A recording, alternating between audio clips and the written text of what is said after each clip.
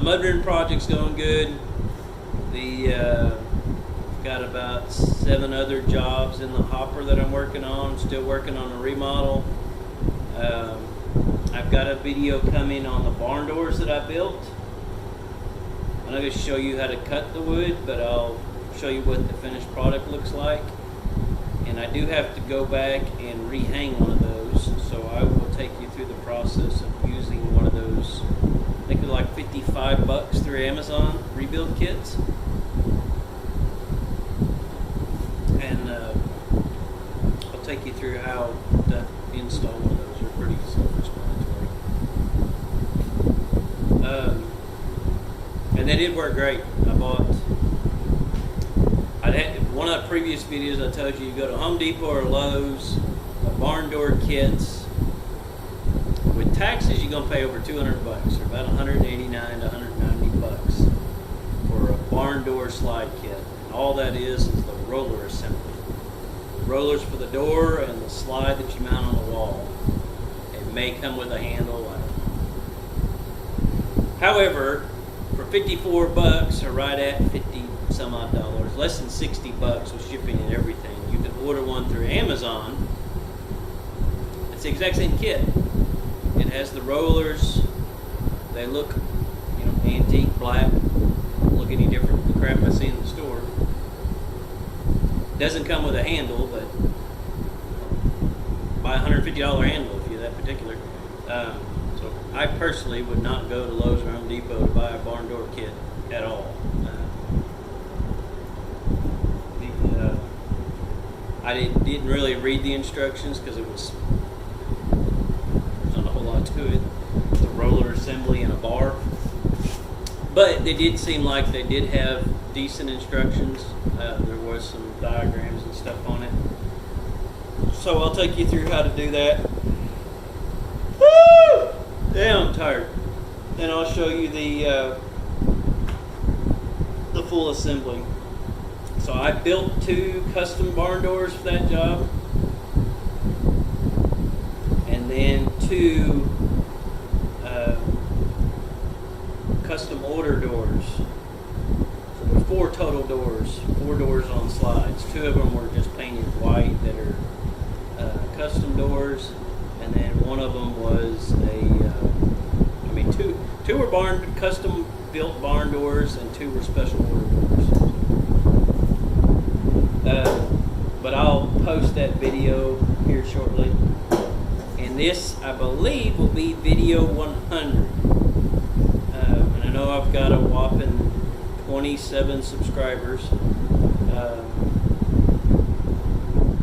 And it's been slow going. I haven't quite figured out the niche of what you all want to listen to. And maybe it's just boring as hell, I don't know. But I am going to keep posting videos. If nothing else, my kids one day will be able to look back and see videos of how to do stuff. I don't know if y'all have teenagers, but the ones I got are lazy as shit. Love them to death, but they are lazy. I've got a teenage son at 17, and 3 teenage daughters, and I got 2 toddlers, boys. But my eldest son just despises hanging out, learning. When I was his age, I was at my dad's hip. I may not be at his hip, but I wanted to be around him to learn. Unless it come down to needing to having to get a job to actually make money. Most of the time I was hanging out with my dad, it was just hanging out with him working. We didn't have a whole lot growing up, so it's not like I got paid to hang out and work on the farm or work on cars with him. But I enjoyed it because I got to learn something. And I've always been one of those that has to see it. I can see somebody do it, and usually after watching them one time, I've got it. I don't have it perfect, but I'll have it enough to understand how to do it myself. And then, of course, whether it's drywall work, or tile, or painting cars, you name it, all that stuff. You can watch somebody that's done it for 30 years and they make it look so easy. But there is a lot of finesse to doing that stuff right. I have learned that a lot over the years, especially with painting and drywall. So there's a lot of carpenters out there that can build just about anything you want. You know, they can frame a house, they can throw up whatever you want. But the true art in carpentry, I have learned, is the finishing work. So you can hide a whole lot with drywall. You can hide a whole lot with mud if you're really good. You can hide a little bit with caulk. But as somebody that's done it long enough can go back behind the job and tell if a true carpenter, let's say air quotes, carpenter meaning somebody that really knows what they're doing, did the job originally. So you can have some crappy framers and have a really good drywall guy come behind them, and you never know that they had to shim halfway down the wall in order to get the wall not to look weighty. Or painters that really know how to put on paint that can make it look just perfect, especially if you've got a lot of daylight coming in. All those little imperfections show up. So if you've got a wall that wasn't put in correct, the drywall wasn't installed correct, and the paint wasn't installed correct, you're going to see it. You almost got to have all. The last two are the most important. You can have a crappy wall. A good drywall guy can hide the imperfections in it. A good painter coming behind him, you'd never be able to tell.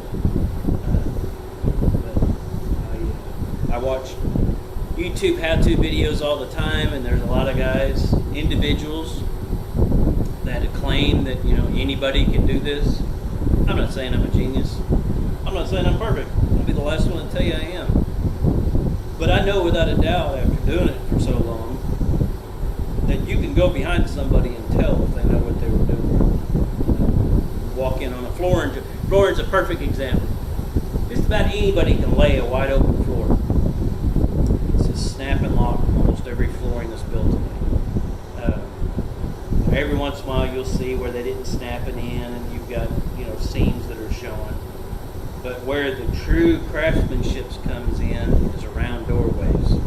So if you're looking at a flooring job, just paid for one, or you're installing one, where the true craftsmanship comes in is in the small areas, around doorways and small corners.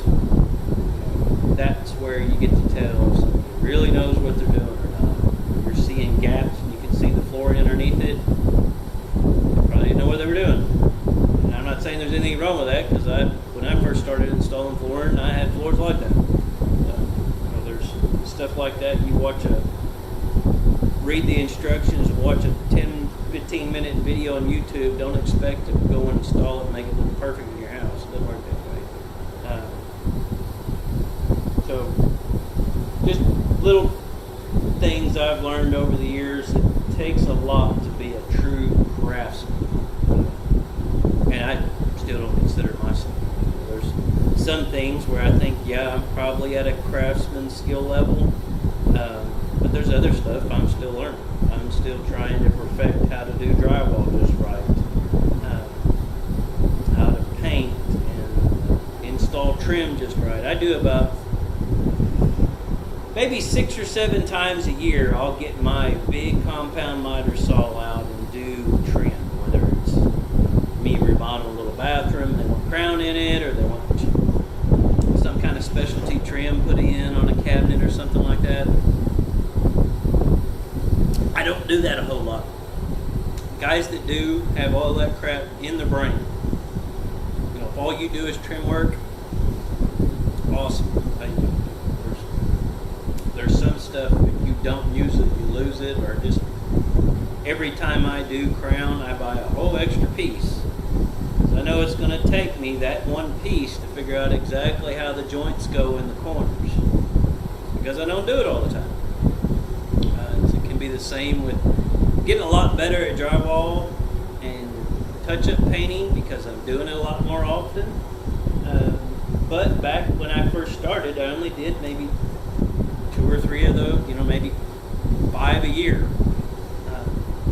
So the more you do, the more you'll perfect your craftsman skills. So I guess that's what this video is about more than anything. Is in my mind, the true definition of a craftsman or a true carpenter.